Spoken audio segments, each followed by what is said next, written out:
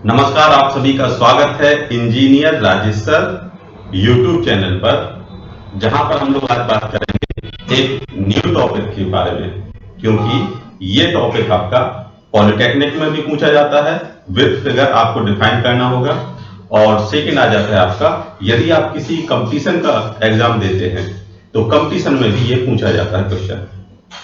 तो पहला क्वेश्चन ये बनता है कि यदि हम आपसे कहें कि भूकंप को मापने के लिए आप किस इंस्ट्रूमेंट का इस्तेमाल करते हैं, तो आपका जवाब होगा सिस्मिकोग्राफ।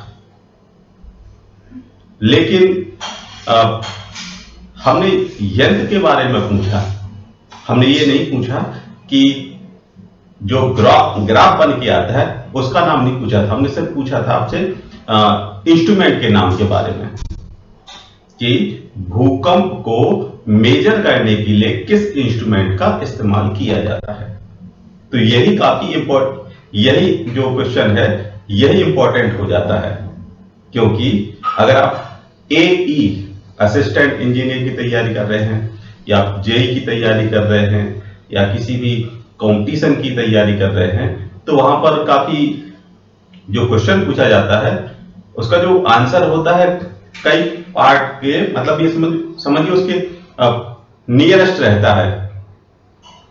मतलब कि क्वेश्चन सही है लेकिन उसका थोड़ा सा उसमें चेंजमेंट रहता है। जैसे हमने कहा कि इंस्ट्रूमेंट का नाम पूछा और आपने बता दिया उसका ग्राफ के बारे में।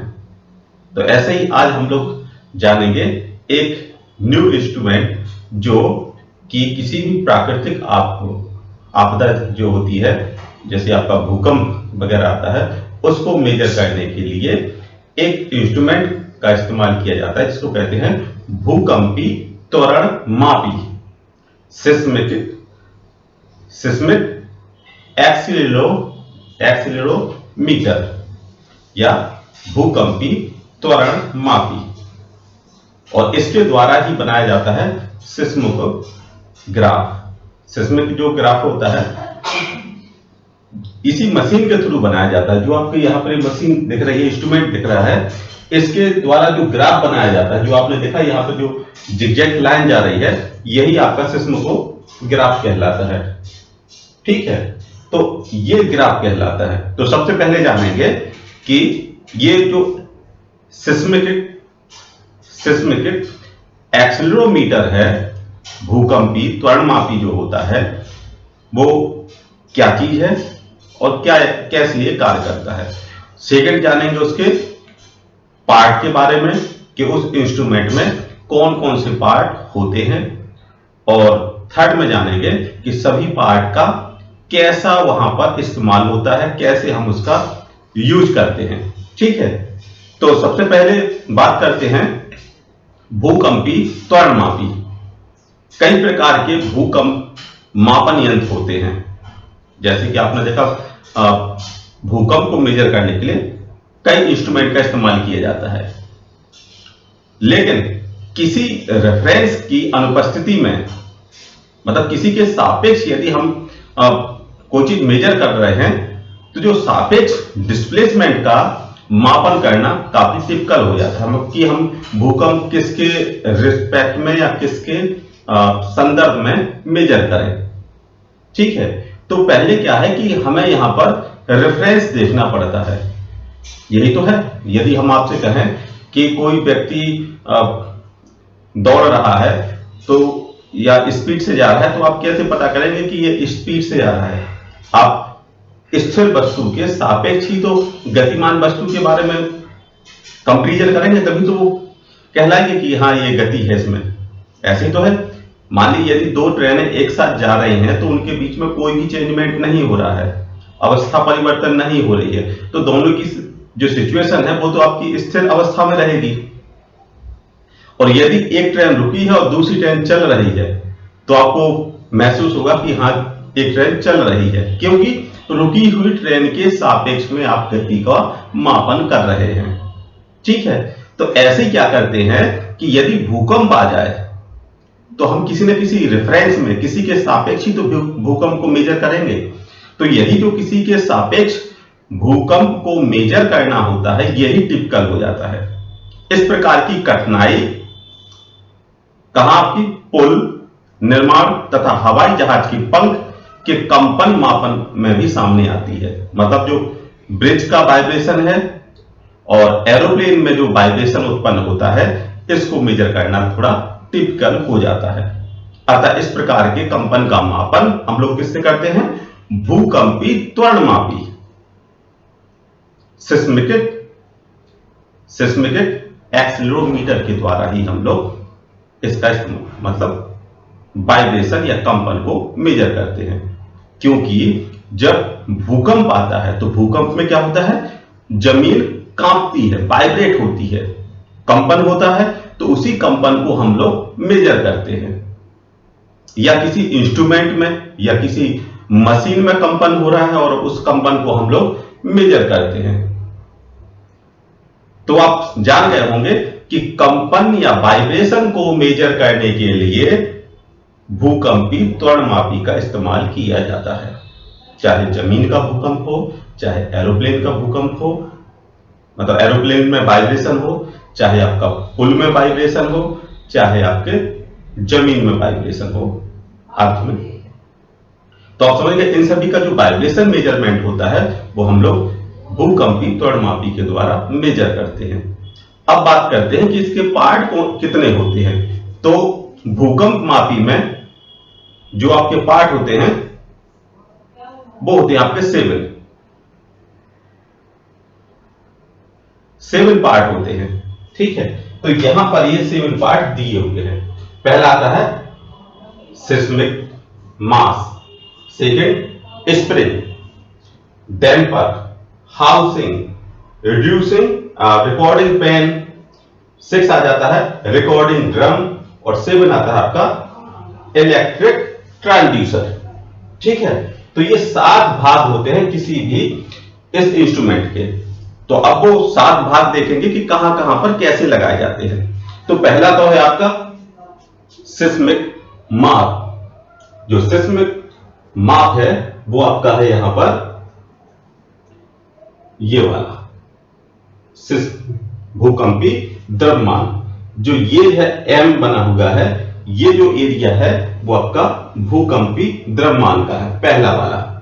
सेकंड है आपका स्प्रिंग। तो स्प्रिंग आपकी यहां पर 2 लगी होती हैं। ये स्प्रिंग हो गई, स्प्रिंग 1 S1 S2। और यहां पर लगाते हैं अवमंदक, जिसको कहते हैं डैम्पर। ये आपका हो जाता है थर्ड पार्ट ये डैम्पर हो गया। फोर्थ में आ जाता है हाउसिंग। हाउसिंग क्या है? ये पूरा फ्रेम है जिसमें ये इंस्ट्रूमेंट एक दूसरे से जुड़े हुए हैं, तो ये हाउसिंग हो गया। रिकॉर्डिंग पेन, जो भी वाइब्रेशन उत्पन्न हो रहा है तो इसको ये पेन रिकॉर्ड करता है, तो आपका रिकॉर्डिंग पेन हो गया। और हो गया आपका रिकॉर्डिंग ड्रम। ये जो ड्रम है रेड कलर का, इसके ऊपर पेन के द्वारा वाइब्रेशन को रिकॉर्ड किया जा रहा है। ठीक है, तो ये इसके पार्ट हैं।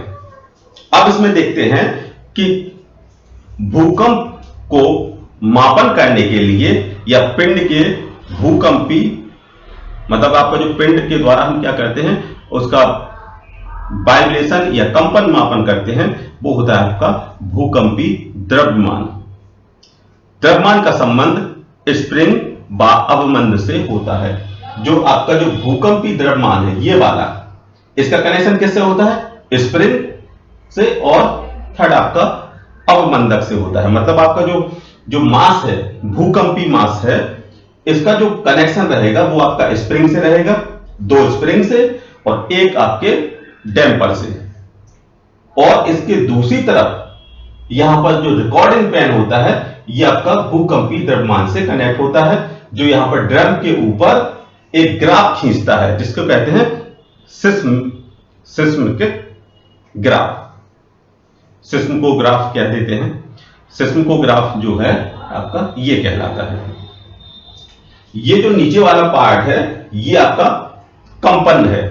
जब ये सरफेस वाइब्रेट करेगी, ठीक है, इस जो नीचे वाली जो आपका जो डायमंड कट बना हुआ है, जो ये सरफेस कंपन करती है, इसी कंपन को हम डैम्पर और स्प्रिंग के माध्यम से यहां महसूस करते हैं और इससे कनेक्ट है आपका रिकॉर्डिंग पेन, और जो रिकॉर्डिंग पेन होता है वो क्या करेगा, जो ग्राफ बनाया जाएगा वो ड्रम के ऊपर उस ग्राफ को खींच देता है, तो वो कहलाता है आपका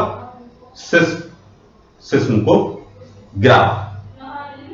ठीक है, तो आपका ये भूकंप मापी होता है।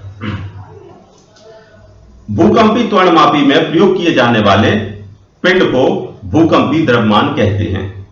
द्रव्यमान का संबंध स्प्रिंग व डैम्पर से कनेक्शन होता है, और ये क्या होते हैं, एक दूसरे के समांतर इनको जोड़ा जाता है। मतलब आपका क्या है कि जो स्प्रिंग है, सेकंड डैम्पर है और थर्ड स्प्रिंग है, तो ये तीनों क्या है, एक दूसरे से समांतर श्रेणी क्रम में जुड़े हुए रहते हैं। स्प्रिंग और अवमंदक त्वरणमापी की हाउसिंग से जुड़े हुए होते हैं। एक रिकॉर्डिंग पेन भूकंपी के द्रव्यमान से जुड़ा होता है। यह आपका भूकंपी द्रव्यमान है, इससे रिकॉर्डिंग पेन जुड़ा हुआ होता है, तथा कंपन को रिकॉर्डिंग ड्रम पर रिकॉर्ड करता है।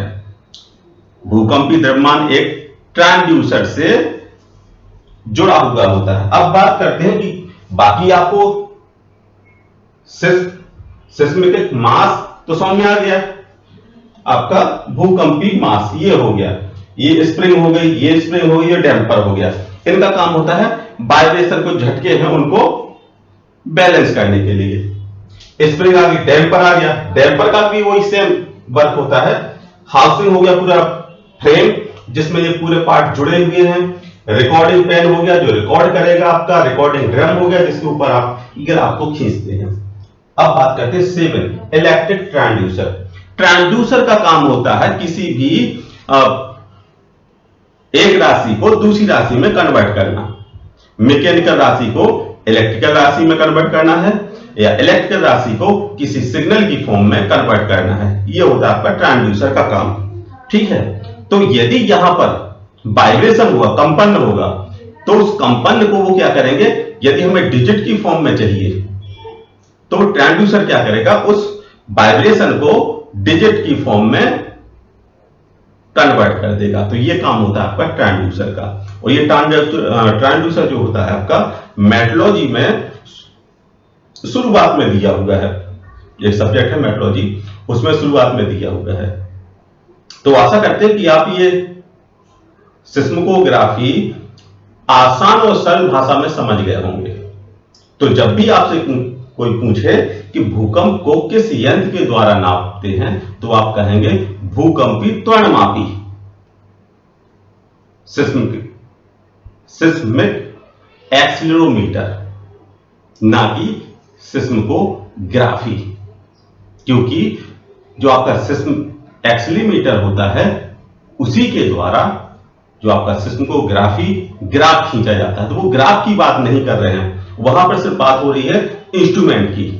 तो कई जब क्वेश्चन पूछा जाता है तो बच्चे ग्राफ की बात करते हैं, तो वहां पर क्वेश्चन थोड़ा गलत हो जाता है। तो आप समझ गए होंगे आसान और सरल भाषा में एक भूकंप मापी यंत्र के बारे में, जो काफी इंपॉर्टेंट है। कंपटीशन में भी पूछा जाता है और पूछा जाता है आपके पॉलिटेक्निक एग्जाम में। और यदि आप वीडियो को पहली बार देख रहे हैं तो आप सब्सक्राइब कीजिएगा, लाइक कीजिएगा और दोस्तों के साथ शेयर कीजिएगा। और यदि आप इसका जो कंटेंट है, काफी जो टेक्निकल इंस्ट्रूमेंट के कंटेंट है, आप प्लेलिस्ट में जाएंगे तो प्लेलिस्ट में आपको पूरा सब्जेक्ट का जितना भी वीडियो है वो सब आपको वहां पर मिल जाएगा। और यदि आप, कई बार ऐसा होता है कि बच्चे कहते सर वो आवाज ज्यादा है, तो साउंड को थोड़ा यहां से मीडियम साउंड उसमें वॉइस में बनाते हैं। तो जब भी आप वीडियो चलाते हैं, आपको यदि साउंड कम लगता है तो आप बढ़ा दीजिए, और यदि बढ़ा हुआ साउंड लगता है तो कम कर दीजिए। इतना तो आप कर सकते हैं अपने लिए, क्योंकि कहते हैं कि जिनको पढ़ना होता है वो स्कूल के बाहर भी पढ़ लेते हैं, और जिनको नहीं पढ़ना होता है वो स्कूल के अंदर भी नहीं पढ़ पाते हैं। तो मेहनत तो करनी पड़ती है, तो इसलिए कहते हैं कि